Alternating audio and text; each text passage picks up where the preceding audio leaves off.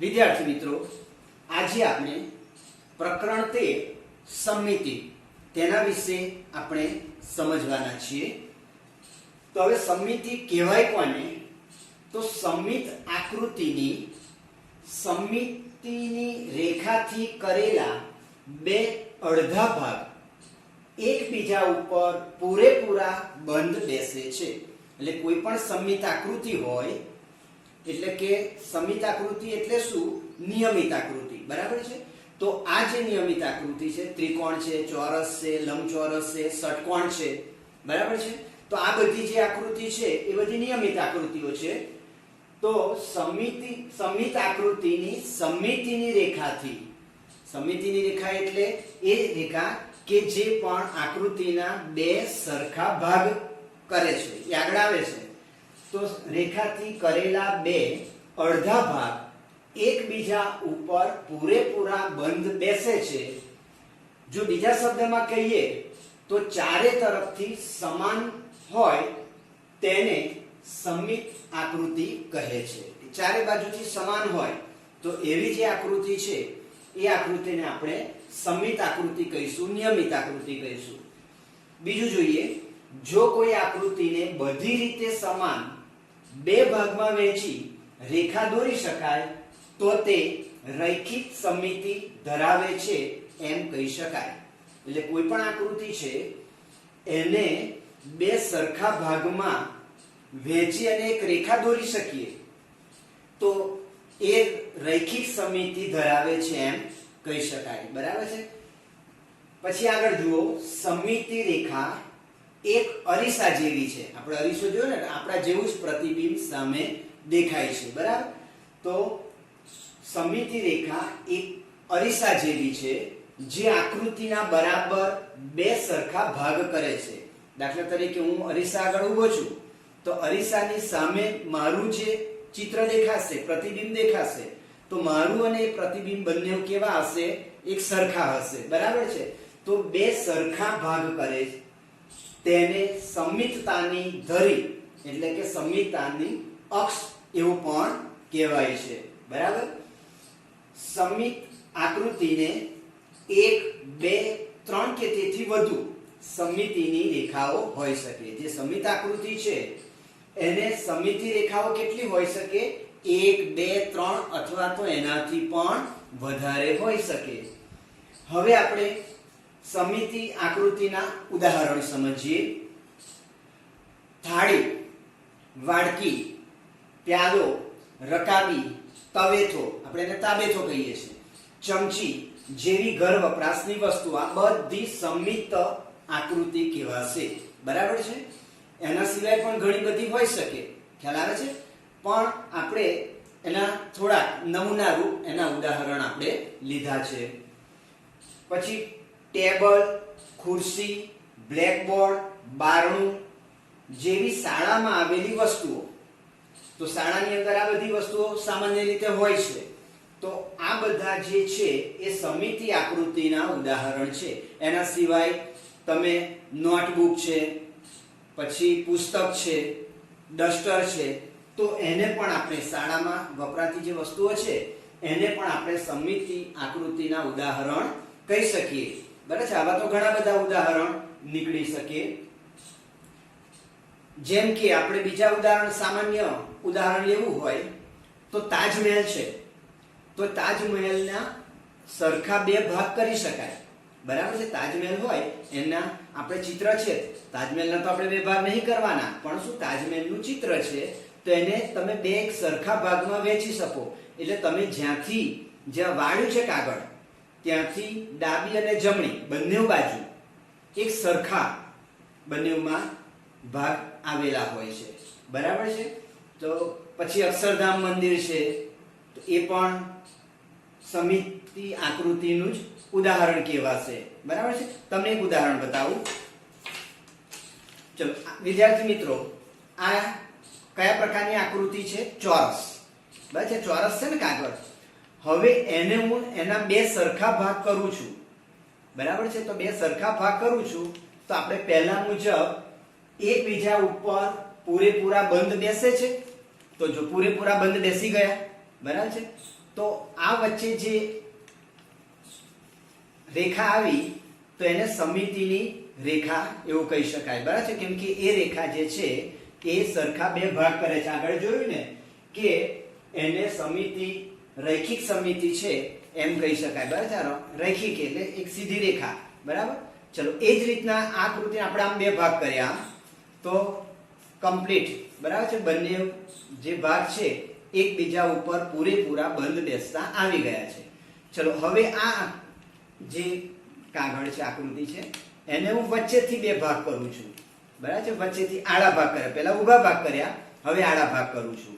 હવે એમાં પણ તમે જુઓ કે બધી જે બાજુઓ છે તો બંને ભાગ એકબીજા ઉપર વ્યવસ્થિત રીતે, બરાબર છે, એકબીજા ઉપર બંધ બેસતા ગોઠવાઈ ગયા છે, બરાબર છે. તો એને પણ આપણે પછી આ કાગળ ખોલીએ છીએ તો પછી આ જે રેખા થઈ એને સમિતિની રેખા કહેવાશે. ચલો આના ઉપરાંત તમારે પહેલા આપણે ઊભા ભાગ કર્યા બે, પછી બે આડા ભાગ કર્યા, તો આના સિવાય બે સરખા ભાગ કરવા હોય તો કરી શકાશે? તો થઈ શકશે. કેવી રીતે થઈ શકશે? તો આ ભાગ છે એને હું આ રીતના વાળું છું, આમ. તો જો બંને ભાગ છે, બંને સરખા ભાગ છે, બરાબર છે, તમે આમ જોઈ શકો તો આ જે ભાગ છે ને આ ભાગ જે છે એ બંને એકબીજા સાથે બંધ બેસતા ગોઠવાઈ જાય છે અને બંને ભાગ સરખા છે, બરાબર છે. તો આને પણ, એટલે આ જે રેખા આવી તો એને પણ સમિતિની રેખા કહી શકાય, બરાબર છે. એટલે ત્રિકોણ ચોરસ હતો તો ચોરસને આપણે કેટલા અત્યાર સુધી આપણે એના ભાગ પાડી શક્યા, કેટલી રીતના? તો ફરીથી કહી દઉં, પહેલા આડા, ઊભા, પછી બીજા આડા, ત્રીજા આપણે એને વચ્ચેથી આમ ત્રાંસુ વાળ્યું, બરાબર છે. એટલે ત્રીજી આ રીતના તમે એનો ભાગ કરી શકો, બંને ભાગ સરખા હોવા જોઈએ. ચલો હવે ચોથું જોઈએ, ફરી પાછું આને એ કરી નાખો. તો આ જોયું, હવે એને આપણે આમ કરીએ તો આ પણ બંને ભાગ એકબીજા સાથે બંધ બેસતા જોડાઈ જાય છે. તો આને પણ આપણે સમિતિની રેખા કહી શકાય, બરાબર છે. તો સમિતિ એટલે બે સરખા ભાગ કરે સમિતિની રેખા જે છે, બરાબર છે. તો કેટલી રીતે કરે વસ્તુ અલગ છે, બરાબર. આપણે જોયું કે 1, પછી 2, પછી 3 અને 4. તો આપણે ચોરસની સમિતિની રેખાઓ જોવી હોય કહીએ તો કેટલી છે? 4 છે, કેમ કે 4 રીતે આ ચોરસ જે છે એ ચોરસને આપણે બે ભાગમાં વહેંચી શકીએ છીએ. એ જ રીતના મારી પાસે એક બીજી આકૃતિનો એક કાગળ કાપેલો છે. તો આને આપણે કઈ આકૃતિ કહીશું? ત્રિકોણ, બરાબર છે. ત્રિકોણ છે. હવે તમને ખબર છે કે ત્રિકોણ જે છે તો આપણે આ રીતના રાખીએ તો આ જે ખૂણો થયો એ કાટકોણ, બરાબર, કાટખૂણો છે, બરાબર છે. 90 અંશનો ખૂણો હોય એને આપણે કાટખૂણો કહીશું. હવે એની બે બાજુઓ સરખી છે, એક અને આ બે બાજુઓ સરખી છે, તો એને આપણે શું કહીશું? સમદ્વિબાજુ ત્રિકોણ, બરાબર છે. આગળ શીખી ગયા છે કે જે ત્રિકોણની બે બાજુઓ સરખી હોય તો આમાં આ બાજુ અને આ બાજુ, આ બે બાજુઓ સરખી છે એટલે સમદ્વિબાજુ ત્રિકોણ કહીશું. તો એના જ્યારે આપણે ભાગ પાડવા છે, એની સમિતિ રેખા નક્કી કરવી છે, તો એને બે સરખા ભાગ પાડવા હોય તો તમે આ જે ભાગ છે એને આમ તમે વાળી દેશો તો બંને ભાગ સરખા થઈ ગયા, બરાબર છે. એકબીજા ઉપર એ બંધ બેસતા ગોઠવાઈ ગયા છે. તો આ જે રેખા થઈ તો આ રેખાને આપણે સમિતિ રેખા કહીશું, બરાબર. ચલો હવે આને આપણે કોઈ બીજી રીતના તમે ભાગ પાડવા હોય તો તમે એને બે સરખા કરવા હોય તો આ રીતના તમે કરશો તો આ બંધ બેસતું આવ્યું ના, બરાબર છે. આ ભાગ થોડો મોટો થઈ ગયો એટલે એના ઉપર બંધ બેસતું આવતું નથી, ગોઠવાતી નથી, બરાબર છે. તો આ રીતના ભાગ નહીં થાય. એ જ રીતના આમ ભાગ કરીએ આ રીતના તો પણ આ જે ભાગ છે એ ભાગ વધારાનો રહે છે એટલે બંને ભાગ એકબીજા ઉપર બંધ બેસતા ગોઠવાતા નથી. એટલે આને આપણે આ જે સમદ્વિબાજુ ત્રિકોણ છે એને આપણે બે સરખા ભાગમાં વહેંચવા હોય તો માત્ર એક રીતના આપણે આ કરી શકીએ છીએ, બરાબર છે. તો આપણે કહી શકીએ કે આ જે ત્રિકોણ છે કેવો પ્રકારનો ત્રિકોણ આગળ કીધું મેં તમને? સમદ્વિ બાજુ ત્રિકોણ છે કે કાટખૂણો જે છે એની આમ જે બે બાજુઓ છે એ સરખી છે, તો એની સમમિતિની રેખા કેટલી થાય છે? 1. પછી એક જ રેખાથી બે સરખા ભાગ થાય છે. તો આપણે આ રીતના આ સમમિતિને આપણે સમજવાની છે. બરાબર છે. મંદિર છે એ પણ સમમિતિનું ઉદાહરણ છે. બરાબર છે. ધજા હોય એ પણ સમમિતિ. ધજા એ સામાન્ય રીતે ત્રિકોણાકારની હોય છે. બરાબર. તો એને પણ આપણે બે સરખા ભાગ કરવા હોય તો કરી શકાય છે.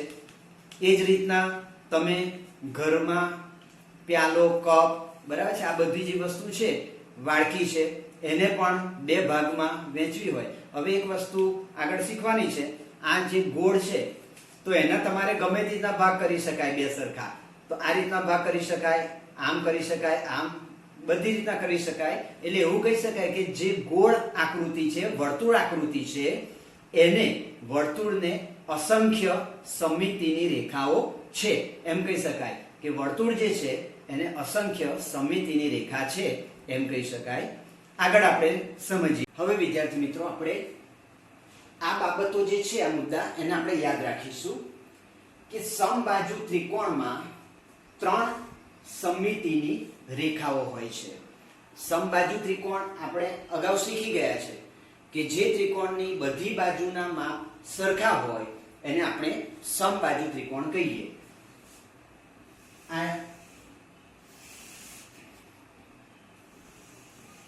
માનો કે આ સમબાજુ ત્રિકોણ છે. બરાબર છે.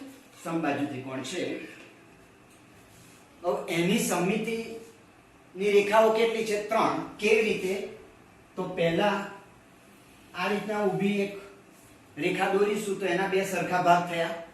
એટલે આ જે રેખા છે એ પહેલી સમમિતિની રેખા કહેવાશે. એ જ રીતના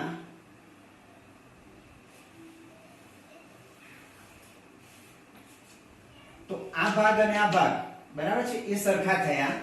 આ ભાગ ને આ ભાગ, એટલે આ બીજી સમમિતિની રેખા કહેવાશે. સેમ વસ્તુ આપણે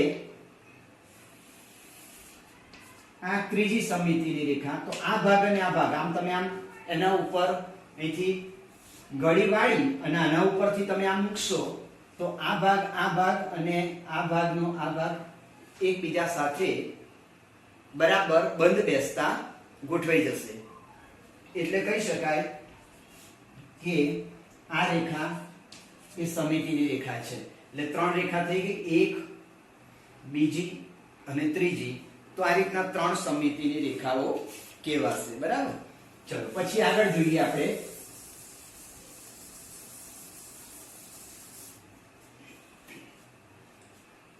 સમદ્વિ બાજુ ત્રિકોણને માત્ર એક જ સમમિતિની રેખા હોય છે. સમદ્વિ બાજુ એટલે જેની બે બાજુઓ સરખી છે. સામાન્ય રીતે કાટકોણ ત્રિકોણ છે એ સમદ્વિ બાજુ ત્રિકોણ હોઈ શકે. બરાબર.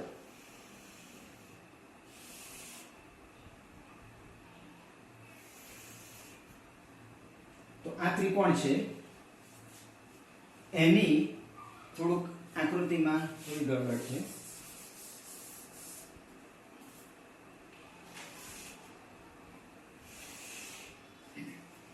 આ તમારો સમદ્વિ બાજુ ત્રિકોણ થયો. એની આ બે બાજુઓ સરખી છે. બરાબર. તો હવે અહીંથી તમે એને બે ભાગ કરો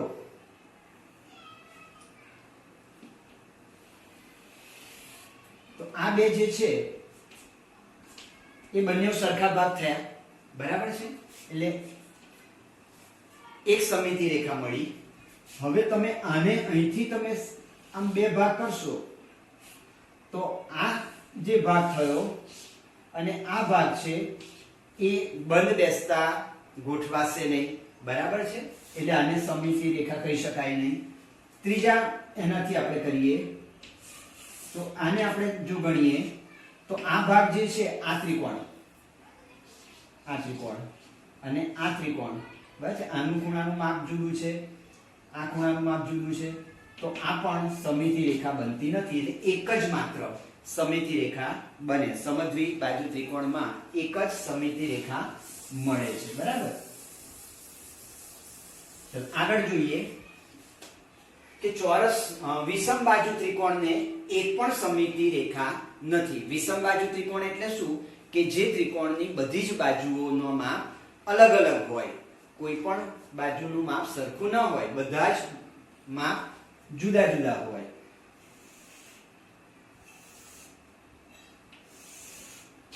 તો માનો કે આ વિષમ બાજુ ત્રિકોણ છે, બરાબર? તો એને અહીંથી ભાગ કરીશું, બરાબર છે?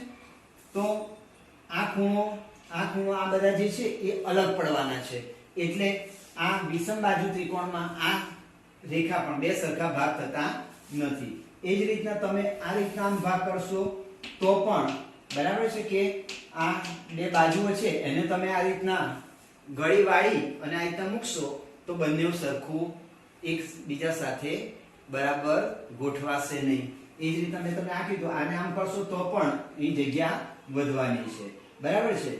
અને ત્રીજું આપણે આ રીતના કરીએ તો પણ આ ભાગ અને આ જે છે એ બંને અલગ પડે છે, એટલે એક સરખા ભાગ થતા નથી. એટલે વિષમ બાજુ ત્રિકોણ જે છે, આકૃતિ થોડીક પ્રોપર નથી દોરાઈ, એટલે તમને કદાચ ખ્યાલ ના આવ્યો હોય તો હું તમને પછી એના કાગળના કટિંગ કરી અને જુદા જુદા આકારો જે છે એ હું તમને પછી બતાવવાનો છું, બરાબર છે?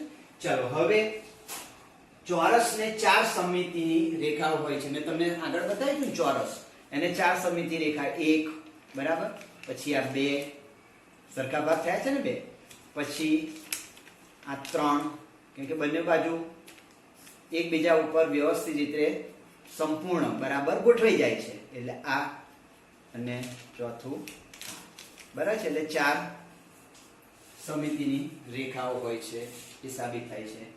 પછી લંબચોરસને બે સમમિતિની રેખા હોય છે.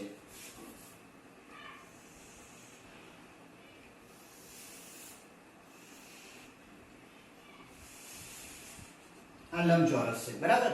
એને બે સમમિતિની રેખા હોય છે, એક ઊભી અને બીજી આડી, બરાબર છે? તો L1 અને L2, બરાબર છે? આ બે રેખાઓ સમમિતિની રેખા છે કે તમે વચ્ચે ઊભી રેખા દોરશો એટલે આને તમે આ બાજુ પલટાઈ દેશો તો આ બે ભાગ એકબીજા ઉપર બરોબર વ્યવસ્થિત રીતે ગોઠવાઈ જશે, બરાબર? એ જ રીતના આને વચ્ચેથી ફોલ્ડ આમ કરી અને આને આમ ગોઠવશો તો પણ આ ધાર ને આ ધાર વ્યવસ્થિત રીતે એકબીજા ઉપર બરાબર ગોઠવાઈ જાય છે, બરાબર?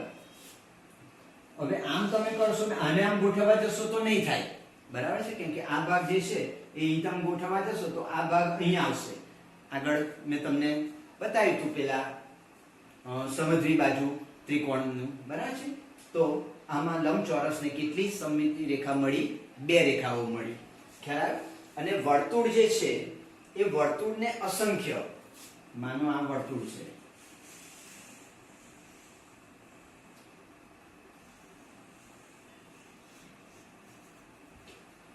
અને કેન્દ્ર બિંદુ છે, તો આમાંથી અસંખ્ય, માનો આને અહીંથી આમ એ કરી તો બે ભાગ થયા તો આ એક સમમિતિ રેખા કહેવાશે. એને આ એનું કેન્દ્ર બિંદુ છે, એને આ રીતના ભાગ કર્યા તો આ ભાગ અને આ ભાગ થયો, એને આ રીતના કરશો, આ રીતના, બરાબર છે? તો જે રીતના તમે એના ભાગ પાડશો એ બધા એ બે સરખા ભાગમાં, એટલે અસંખ્ય રેખાઓ મળે છે. સમમિતિની રેખાઓ વર્તુળમાં અસંખ્ય મળે છે, એટલે કે વર્તુળને અસંખ્ય સમમિતિની રેખાઓ હોય છે એમ કહેવાય. હવે આપણે સ્વાધ્યાય 13.2 સમજીએ. એમાં પહેલો પ્રશ્ન છે, નીચેના દરેક આકાર માટે સમમિતિની રેખાઓની સંખ્યા શોધો. ફરી કહી દઉં, નીચેના દરેક આકારો માટે સમમિતિની રેખાઓની સંખ્યા શોધો. તો એ તમને બે આકાર આપેલા છે, બરાબર છે? એક આ ક્રોસ આપેલો છે અને એક આ બીજી આકૃતિ આપેલી છે. હવે વિદ્યાર્થી મિત્રો તમે જુઓ કે આ જે આકૃતિ છે એના બે સરખા ભાગ કરવા હોય તો સૌથી પહેલામાં પહેલા હું આ રીતના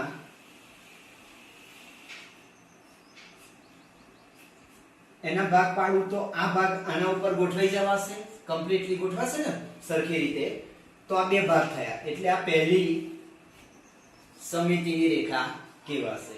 બીજી રીતના જોઈએ તો એને આપણે આડો ભાગ કરીએ તો પણ આમ જોઈએ તો આ ભાગ અને આ ભાગ એ પણ બંને એકબીજા સાથે વ્યવસ્થિત રીતે બરાબર રીતે ગોઠવાઈ જશે એટલે આને પણ બીજી સમિતિની રેખા કહેવાશે. ચલો હવે વિદ્યાર્થી મિત્રો તમે થોડુંક વિચારો, તમે આમથી આમ ભાગ પાડશો ને તો હવે જુઓ આ જે આકૃતિ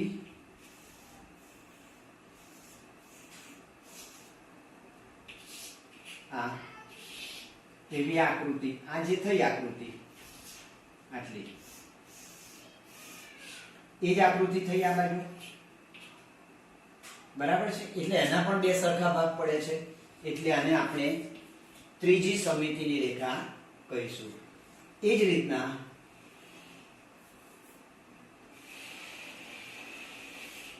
આ રીતના બે ભાગ પાડીએ તો એક આ આકૃતિ થઈ, બીજી આકૃતિ થઈ, બરાબર છે. તો આના પણ બે આપણે સરખા ભાગ પડે છે એટલા માટે આને પણ આપણે સમિતિની રેખા કહીશું. આ જે સમિતિની રેખા થઈ એ ચોથી સમિતિની રેખા કહેવાશે, બરાબર છે. ચલો હવે ખ્યાલ આવી ગયો ને. એટલે આ જે આકૃતિ છે એને સમિતિની રેખાઓ કેટલી મળી? 4. પહેલા આમ બે ભાગ કર્યા, આને તમે આ રીતના ગોઠવશો તો એકબીજા ઉપર વ્યવસ્થિત રીતે ગોઠવાઈ જશે, બરાબર.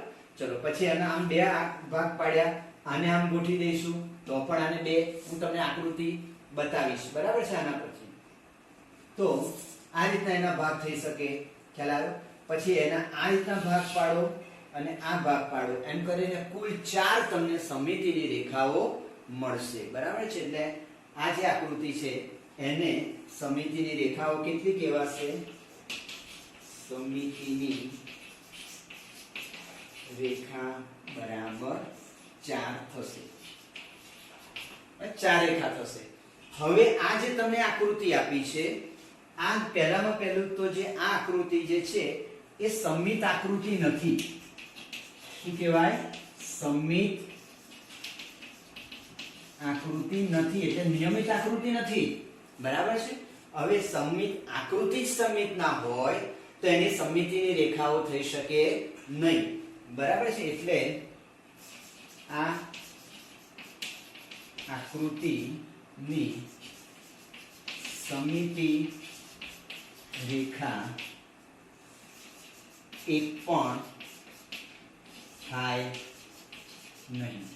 એટલે આની સમિતિની રેખા એક પણ રેખા મળશે નહીં, એટલે શૂન્ય રેખા કહી શકાય, બરાબર. એટલે બીજું શું કહીશું કે શૂન્ય રેખા, એટલે એક પણ રેખા નથી. તો આપણે આ રીતના એને ગણીશું, બરાબર છે. હવે આપણે પ્રશ્ન 3 નીચેનું કોષ્ટક પૂર્ણ કરો. એમાં આકાર કીધો છે, એની કાચી આકૃતિ દોરવાની છે અને એના આધારે તમારે સમિતિની રેખાઓની સંખ્યા કેટલી થાય એ તમારે શોધવાનું છે. ચલો પહેલા શું છે? સમબાજુ ત્રિકોણ, બરાબર છે. આગળ આવી ગયું છે.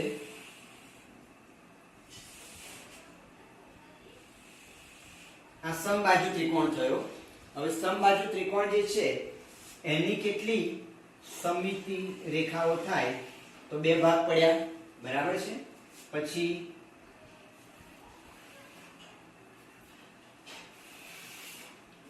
આને કરીએ એટલે આ બે ભાગ પડ્યા, બરાબર છે. આને આમ વાળી દો તો એકબીજા સાથે વ્યવસ્થિત રીતે ગોઠવાઈ જશે, બરાબર રીતે. ઓકે, ચલો એ જ રીતના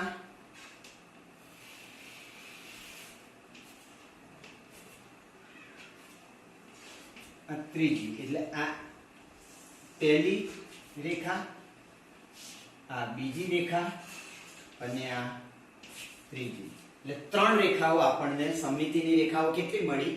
3, બરાબર છે. એટલે 3 સમિતિ રેખાઓ આપણને મળશે. ચલો બીજું છે ચોરસ. આ પણ આગળ તમે શીખી ગયા છો.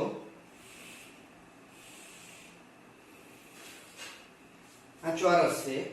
એને સૌથી પહેલામાં પહેલું મેં તમને કાગળના ટુકડામાં બતાવ્યું હતું. પહેલા બે ભાગ કરશો એટલે આ બે ભાગ આ રીતના એકબીજા ઉપર વ્યવસ્થિત રીતે ગોઠવાઈ જશે. એટલે પહેલી સમમિતિ રેખા. એ જ રીતના એને આડા એના બે ભાગ કરશો તો આ બે ભાગ એકબીજા સાથે વ્યવસ્થિત રીતે ગોઠવાઈ જશે. એટલે આ બીજી સમમિતિ રેખા. બરાબર છે. ચલો પછી આને હું આ રીતના ભાગ કરીશ તો આ ભાગ આની ઉપર ગોઠવાઈ જશે ને. મેં તમને બતાવ્યું હતું કે આ ભાગ જે છે આ ચોરસ, તો એને હું આ રીતના વચ્ચેથી કરીશ તો એ એકબીજા સાથે ગોઠવાઈ જાય છે. તો આ જે થઈ એ ત્રીજી સમમિતિ રેખા થઈ. એ જ રીતના આને આ રીતના હું કરું છું તો પણ આ બે ભાગ પડ્યા, જે આમ કર્યું એ જ રીતના હું આને આમ ભાગ કરું છું તો પણ આ બે એકબીજા સાથે જોડાઈ જાય છે. એટલે આ ચોથી સમમિતિ રેખા થઈ. એટલે 1 2 3 અને 4. તો ચોરસની સમમિતિની રેખાઓ કેટલી મળી આપણને? 4 રેખાઓ મળી. કેટલી મળી? 4. બરાબર છે. તો આ રીતના આપણે એની ગણતરી કરીશું. હવે આપણે પ્રશ્ન 4 સમજીએ. તમે એવો ત્રિકોણ દોરી શકો કે જેને ત્યાં નીચે જે તમને 4 શરતો આપી છે એવા ત્રિકોણની તમે રચના કરી શકશો? અને એની સમમિતિની રેખાઓ તમને કીધેલી છે, કેટલી સમમિતિની રેખાઓ છે, એના આધારે તમે ત્રિકોણની રચના કરી શકો. તો આપણે જોઈએ. બરાબર. પહેલું છે એક સમમિતિની રેખા હોય. હવે આપણે અગાઉ જોયું તો એક સમમિતિની રેખાવાળો ત્રિકોણ દોરી શકાય. હવે એક સમમિતિની હોય એવો ત્રિકોણને આપણે શું કહીશું? સમદ્વિબાજુ ત્રિકોણ. તો જે ત્રિકોણની બે બાજુઓ સરખી હોય એને આપણે સમદ્વિબાજુ ત્રિકોણ કહીશું. તો આ જે ત્રિકોણ છે એની આ બાજુ અને આ બાજુ સરખી છે. તમે એમાં આ રીતના બે ભાગ કરશો તો આ બંને ભાગ જે છે એકબીજાના ઉપર સરળતાથી અને વ્યવસ્થિત રીતે બરાબર રીતે એકબીજા ઉપર ગોઠવાઈ જશે. એટલે એક માત્ર એક સમમિતિની રેખા હોય એવો તમે ત્રિકોણ રચી શકો. અને એ ત્રિકોણને આપણે શું કહીશું? સમદ્વિબાજુ ત્રિકોણ. બરાબર છે. તો સમદ્વિબાજુ ત્રિકોણ આ રીતના એની રચના કરી શકાય. ચલો બીજું શું કીધું છે? બે સમમિતિની રેખા હોય. હવે બે સમમિતિની રેખા હોય એવો ત્રિકોણ રચી શકાય નહીં. બરાબર છે. એટલે જે ત્રિકોણને બે જ સમમિતિની રેખા હોય તેવો ત્રિકોણ રચી શકાય નહીં. કાં તો બે, કાં તો એક, કાં તો ત્રણ. બરાબર છે. સમદ્વિબાજુ ત્રિકોણ હોય તો એને એક સમમિતિની રેખા હોય, અને આગળ આપણે જોયું એ પ્રમાણે સમબાજુ ત્રિકોણ હોય તો એને 3 હોય. પણ બે સમમિતિની રેખા હોય તેવો ત્રિકોણ રચી શકાય નહીં. ચલો પછી ત્રીજી શરત શું છે? 3 સમમિતિની રેખા હોય. હવે 3 સમમિતિની રેખા હોય એવું તમે ત્રિકોણ એટલે કે સમદ્વિબાજુ ત્રિકોણ. એટલે સમદ્વિબાજુ ત્રિકોણ એટલે બધી બાજુ એની કેવી હોય? સરખી હોય. તો આપણે આ સમદ્વિબાજુ ત્રિકોણ છે. તો તમે પહેલા ઊભા એના આ રીતના બે ભાગ કરશો તો આ ભાગ જે છે એ આના ઉપર સરળતાથી આવી જશે. એ જ રીતના આ ભાગ જે છે એ અને આ બે ભાગ સરખા થયા. તમે બીજી જે છે એ આ રીતના તમે રેખા દોરશો તો પણ આ બે ભાગ જે છે બરાબર છે. એટલે આ ત્રિકોણ અને આ ત્રિકોણ અહીંથી વચ્ચે ગળી વાળો તો આ ભાગ આના ઉપર બરાબર રીતે એ ગોઠવાઈ જશે. બરાબર. એ જ રીતના આ રીતના તમે ભાગ પાડો છો તો તે વખતે એક આ ત્રિકોણનો ભાગ થયો અને આ થયો, બરાબર છે. તો આ અહીંથી વચ્ચે આ સળ પાડીએ તો આ ભાગ આના ઉપર વ્યવસ્થિત ગોઠવાઈ જાય છે, બરાબર છે. તો આ જે ત્રિકોણ છે એને આપણે આ પહેલી, આ બીજી અને આ ત્રીજી, આમ 3 સમિતિની રેખાઓ થઈ.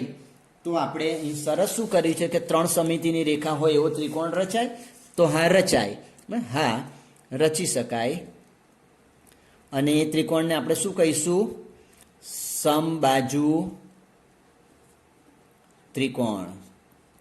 સમબાજુ ત્રિકોણ એટલે બધી બાજુઓ સરખી હોય એવો ત્રિકોણ. અને હવે છેલ્લે એક પણ સમિતિની રેખા ન હોય, બરાબર છે, એક પણ સમિતિની રેખા ન હોય એવો ત્રિકોણ રચવું હોય તો રચી શકાય? તો હા, બરાબર છે. તો આ એક ત્રિકોણ છે, એ ત્રિકોણની બધી બાજુઓના માપ જુદા છે, બરાબર છે. તો બધી બાજુઓના માપ જુદા હોય તો આને તમે આ રીતના ભાગ કરશો તો આ ત્રિકોણને આ 2 ભાગ સરખા થયા? ના થયા. તો આને સમિતિની રેખા કહી શકાય? નહીં કહી શકીએ, બરાબર છે. આના આપણે ભાગ પાડીએ 2, તો આ ત્રિકોણનો ભાગ અને આ ત્રિકોણ જે છે એ 2 ભાગ સરખા થયા? નથી થયા. તો આને પણ આપણે સમિતિની રેખા કહી શકીશું નહીં. એ જ રીતના ત્રીજો છે, તો ત્રીજાને તમે આ રીતના ભાગ પાડો છો તો આ ત્રિકોણ અને આ ત્રિકોણ જે છે એને તમે આ રીતના ઉપર મૂકવા જશો તો આનો આ ભાગ જે છે ને એ ભાગ બહાર નીકળશે, બરાબર છે. એટલે આ જે રેખા છે એ પણ ત્રિકોણના 2 સરખા ભાગ પાડી શકતી નથી. એટલે આમાંથી કોઈ પણ રેખા એ સમિતિની રેખા નથી. તો આ કયા પ્રકારનો ત્રિકોણ કહેવાશે? વિષમબાજુ ત્રિકોણ, બરાબર છે. એટલે આ શરત મુજબ ના રચી શકાય પહેલામાં પહેલું તો, બરાબર, કે એવું કે એક પણ સમિતિની રેખા ન હોય એવો ત્રિકોણ રચી શકાય, બરાબર છે, રચી શકાય છે. અને એ ત્રિકોણને શું કહીશું આપણે? વિષમ બાજુ ત્રિકોણ. તો વિષમ બાજુ ત્રિકોણ જે છે એ તમે એમાં એક પણ સમિતિની રેખા આવતી નથી, બરાબર છે. તો આ રીતના આપણે એ કરી શકીશું.